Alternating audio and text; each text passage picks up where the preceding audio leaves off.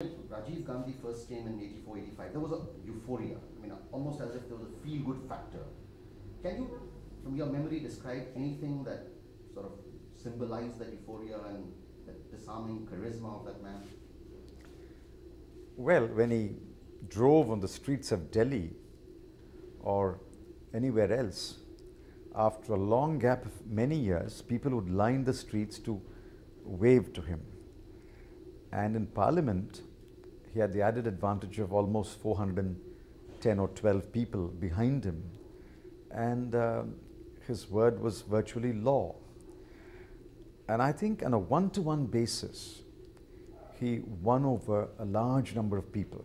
And I can hardly think of anyone who had a one-to-one with him and didn't come away completely charmed by him. I think those were the Camelot days of Rajiv Gandhi, the first year and a half. And then something wrong started happening. You know, it was almost as if he was given a mandate and the sand started slipping out of his fingers. Well, what happened was his inexperience in running a government.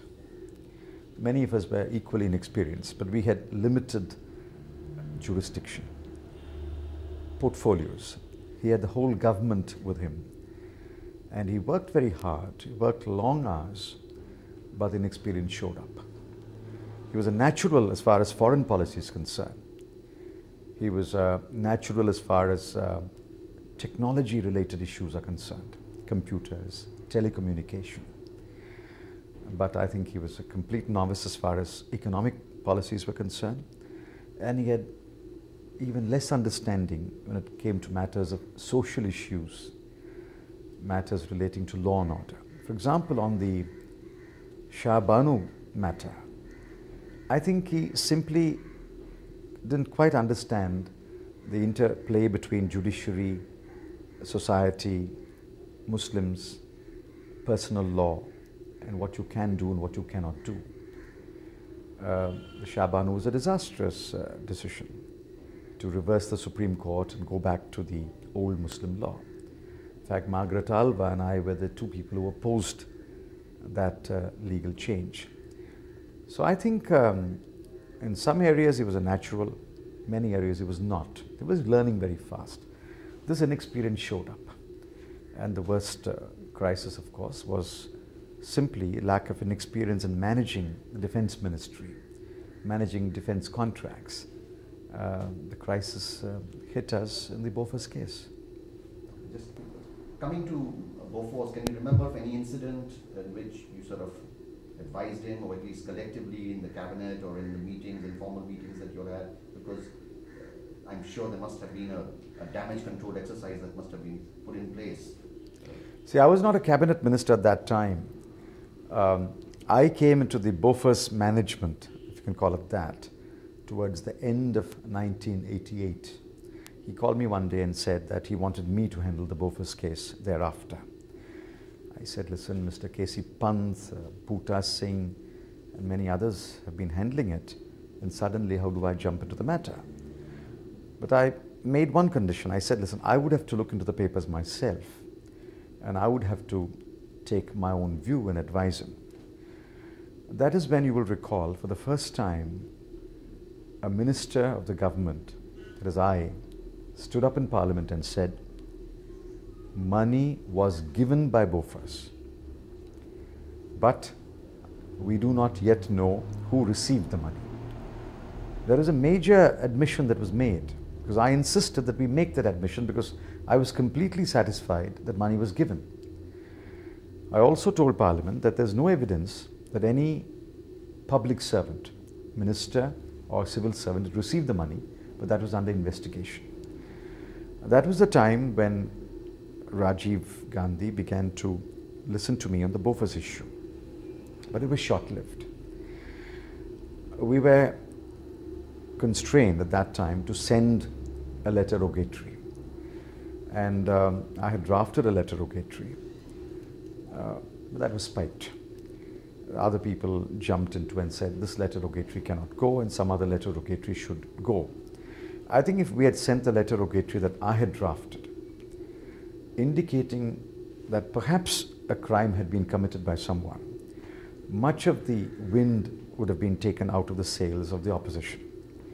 We did not send that letter rogatory, but a very watered down letter rogatory was sent, which gave a great advantage to Mr. VP Singh to say in the election time that the government never asked its counterparts abroad to investigate a crime.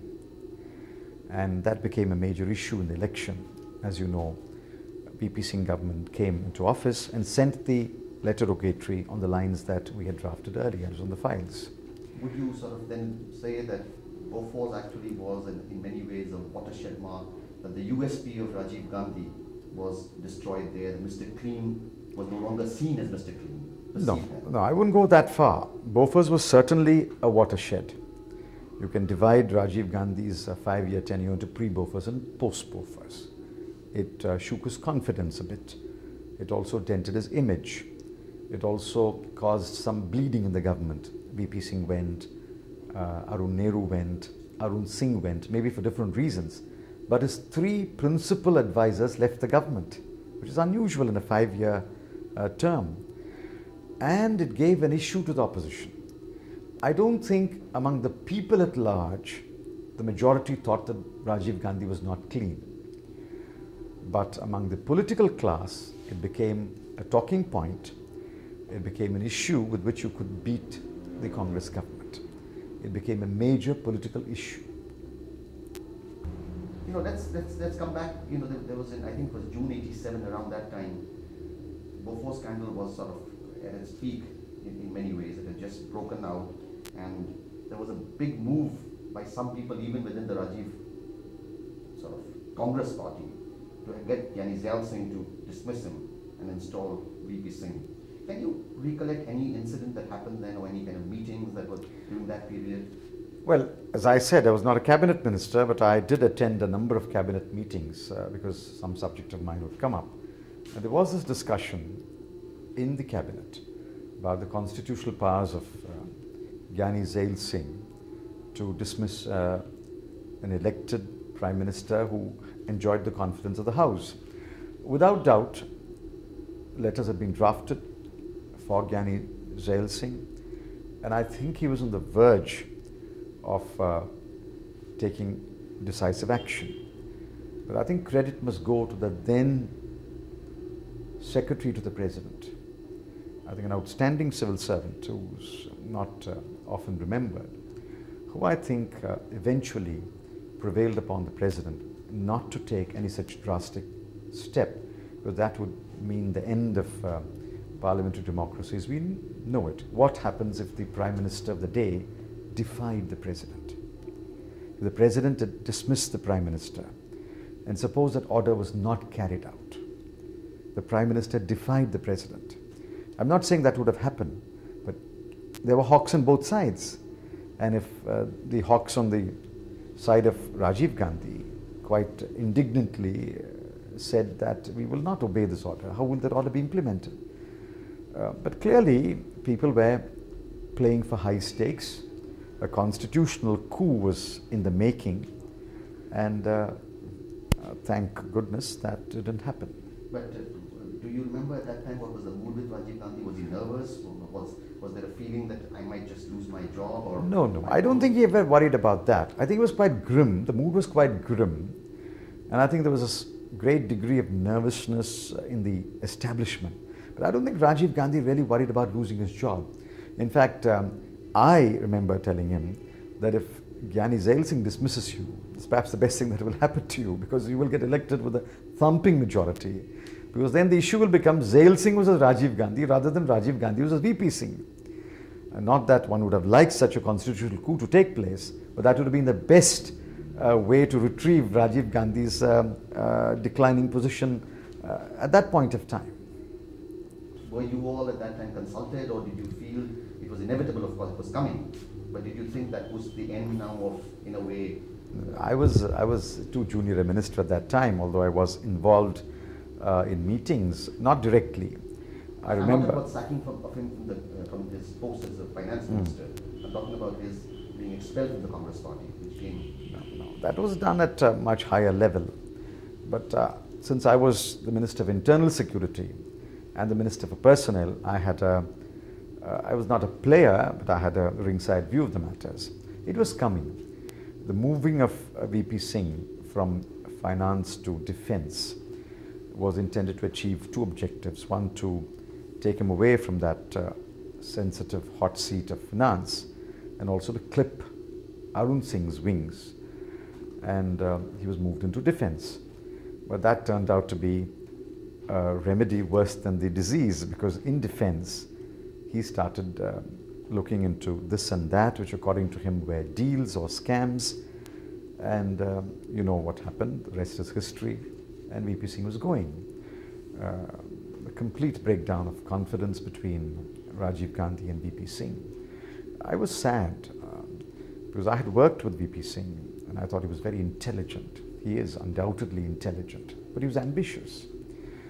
There's no way you could have two ambitious men separated only by about 7 or 8 years.